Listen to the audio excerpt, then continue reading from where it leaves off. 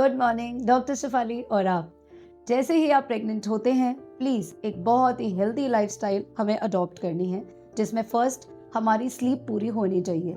7-8 घंटे की स्लीप हमें पूरी करनी है। रात को एम रखना है 10-11 बजे तक हम सो जाएं, जिसके लिए मोबाइल और जो स्क्रीन टाइम है वो हमें कम करना पड़ेगा।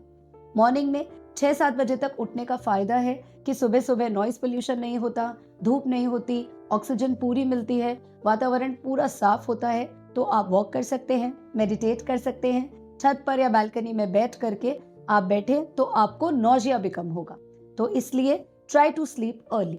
सेकेंड, जैसे ही आप उठेंगे आपको नौजिया होता है, एवर्जन होता है, खाने का मन नहीं करता, लेकिन जो रात भर का हाइपोग्लाइसीमिया है वो आपके नौजिया को और बढ़ाता है। तो आपको उठते ही सबसे पहले चाय, टोस्ट, बिस्किट, कॉफी, दूध कुछ भी लेना है। चाय कॉफी आपको अकेले नहीं लेनी, उसके साथ में आप आटा बिस्किट ले सकते हैं, 2-3 ड्राई फ्रूट्स ले सकते हैं, टोस्ट ले सकते हैं, लेकिन खाली आपने चाय कॉफी नहीं लेनी, नहीं तो गैस्ट्राइटिस बढ़ जाएगा। कोशिश करें कि दूध ज्यादा पिएं। आप गर्मियों में ठंडा दूध ले तो उससे भी आपका जो एसिड पूरी रात का काम नहीं आया, उससे आपको हाइपर एसिडिटी कम रहेगी। फिर आता है ब्रेकफास्ट का टाइम। तो आप 1.5 से 2 घंटे के बाद में अपना ब्रेकफास्ट जरूर लीजिए।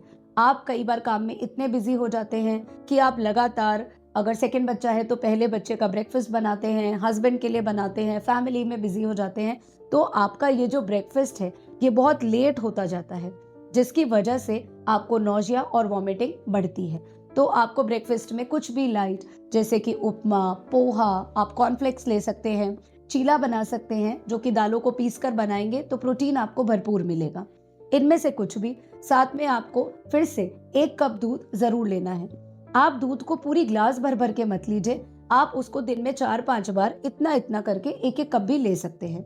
फिर आप अगर ब्रेकफास्ट में बनाना शेक, पपाया शेक, अगर पपाया आपको अलाउड है, नहीं तो चीकू शेक, पाइनएप्पल, एनीथिंग, आप मिल्क को शेक के फॉर्म में लेने की कोशिश करें।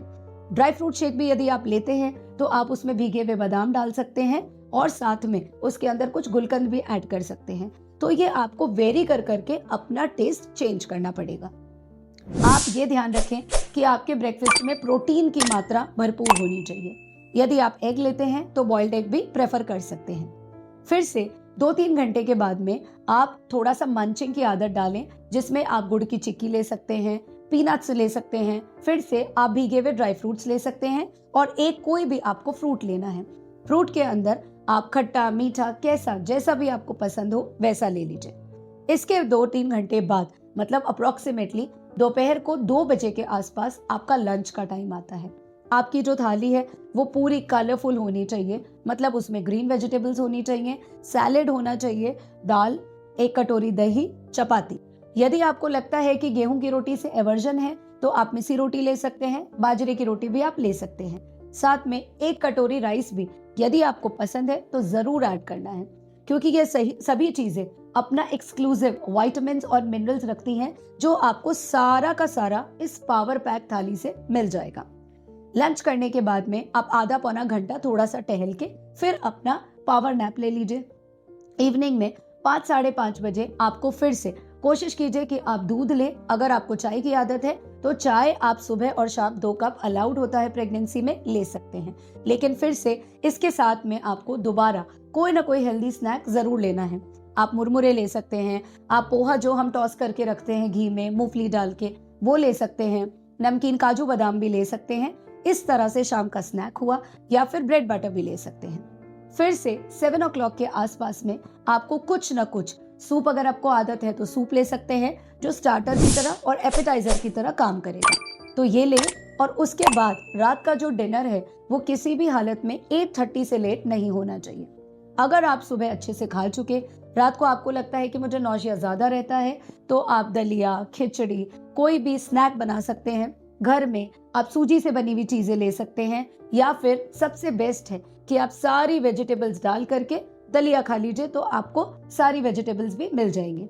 नहीं तो चपाती और दाल भी आप रात को ट्राई कर सकते हैं। यदि आपको लगता है कि इतना हैवी मुझे नहीं खाना, तो आप पूरा प्लेट भर के अपना फ्रूट सैलेड और वेजिटेबल सैलेड भी ले सकते हैं। और रात को सोने से पहले 1 कप दूध पीना ना भूलें। अगर आप अर्ली प्रेगनेंसी में हैं तो तो आप उसमें 1-2 रेशे केसर के ऐड कर सकते हैं और बाद में आप धीरे धीरे 4-5 रेशे भी बढ़ा सकते हैं। तो ये फ्लेवर्ड केसर का मिल्क आपकी इम्यूनिटी भी बढ़ाएगा और साथ साथ में आपको दूध की जो स्मेल आती है वो भी नहीं आएगी। तो ये है एक हेल्दी डाइट जो मैंने एक नटशेल में आपको बताई है। ये अगर आप फॉलो करेंगे तो जो वेट गेन हमारा टारगेट होता है प्रेगनेंसी का वो जरूर अचीव हो जाएगा, बेबी भी हेल्दी रहेगा। आपको बहुत ज्यादा मैदे से बनी हुई चीज नहीं खानी, बहुत ज्यादा मीठा नहीं खाना। घी आपको पूरे दिन में 4-5 चम्मच लेना है, जो आप डिवाइड करके कैसे भी ले सकते हैं। ऑयल का उपयोग कम करें। इस तरह से आपका जो अननेसेसरीली कार्बोहाइड्रेट्स और फैट्स का वेट गेन है वो नहीं होगा। आपको प्रोटीन, विटामिन और मिनरल्स बिल्कुल मिलेंगे। अगर आप ऑलरेडी अंडरवेट है तो हमारा टारगेट है 9 मंथ की प्रेगनेंसी में 12 से 13 किलो आपका वेट गेन होना चाहिए। यदि आप ऑलरेडी ओवरवेट हैं तो 7-8 किलो भी अगर वेट गेन पूरी 9 मंथ में हो रहा है, it is perfect for you. Just concentrate on healthy diet. तो आप फ्रूट जूस, जो फ्रूट्स है वो कट करके ज्यादा से ज्यादा ले, ताकि कॉन्स्टिपेशन भी नहीं होगा। यदि आप नॉनवेज लेते हैं तो भी अपने लंच और डिनर के अंदर आप ले सकते हैं नॉनवेज, लेकिन उसके अंदर स्पाइसेस और तेल की मात्रा बिल्कुल मिनिमम रखिए। रोस्टेड यदि खाएंगे तो आपको ज्यादा बेनिफिट करेगा। So attain a healthy lifestyle and ultimately land up in a healthy pregnancy.